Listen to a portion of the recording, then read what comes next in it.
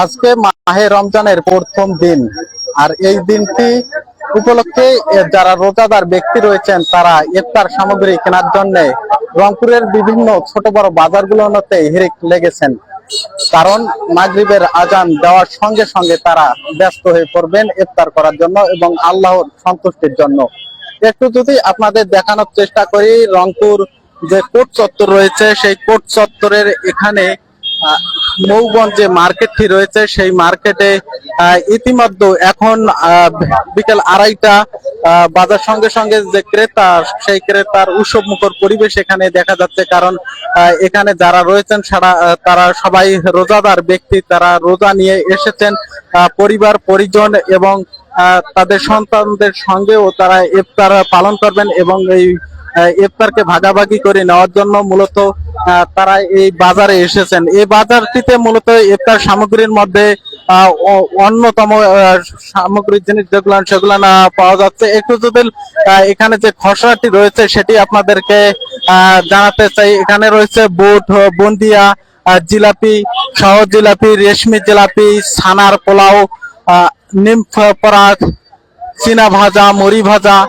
সবজি রোল সহ ডিম চপ, শামি কাবাব, জালি কাবাব, শাহী হালুয়া, পেঁয়াজ বেগুনি, আলু চপ সহ অসংখ্য যে পণ্যগুলো রোজাদার ব্যক্তি যারা ইফতারের সামগ্রী কিনবে তাদের জন্য অসংখ্য ইফতার এখানে রয়েছেন। তারা আসলে সেগুলো দেখে তাদের পছন্দের মতো বেগুনি সহ বিভিন্ন ইফতার সামগ্রী কেনার চেষ্টা করছেন।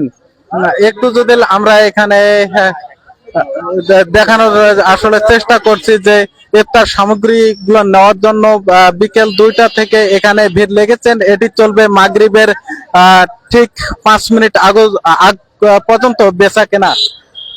কারণ মাহে রমজান উপলক্ষে সাধারণ মানুষ যারা রোজাদার ব্যক্তি রয়েছেন তারা আল্লাহকে সন্তুষ্ট রাখার জন্য মূলত 30টি এবং 29টি যে রোজা হয়ে থাকে প্রতি বছরে সেই রোজাগুলো পালন করে থাকেন এবং আজান অর্থাৎ মাগরিবের আজান দেওয়ার সঙ্গে সঙ্গে সেই রোজাদার ব্যক্তিরা তাদের যে ইফতার সামগ্রী সেটি নিয়ে বসে থাকেন এবং রোজা উদ্দেশ্যে যে তার পরিবার পরিজনের সঙ্গেও সেই ইফতার ভাগাভাগি করে নিতে মূলত তারা পরিবারের সঙ্গেও প্রথম রোজাটি করে থাকেন। এমনটি আমরা কথা বলছিলাম এখান যে ইফতার সামগ্রী কিনতে নিতে আসা একজন ব্যক্তির সঙ্গে। এছাড়াও আমরা দোকানদার যারা রয়েছেন অর্থাৎ ব্যবসায়ীর সঙ্গে আমরা কথা বলবার চেষ্টা করেছিলাম। তারা যেমনটি বলছেন মূলত এই রমজান মাসকে ঘিরে অর্থাৎ রোজাদার ব্যক্তির দিকে তাকিয়ে মূলত যত স্বল্প মূল্যে ইফতার সামগ্রী তাদেরকে দেওয়া যায় সেটি তারা চলমান রেখেছেন এবং অন্য দিনের তুলনায় রমজান মাসকে ঘিরে তারা একটু কম রেটেই বিক্রি দিচ্ছেন। একদিকে যেমন সোয়াবের আশা করছেন, অন্যদিকে রোজাদার ব্যক্তিরা সারাদিন রোজা থাকার পর যাতে সুন্দরভাবে সেই ইফতার করে থাকেন এবং পরিবার পরিজন নিয়ে ইফতার করতে পারেন সেই বিষয়টি ব্যবসায়ীরা এখানকার জানিয়েছেন।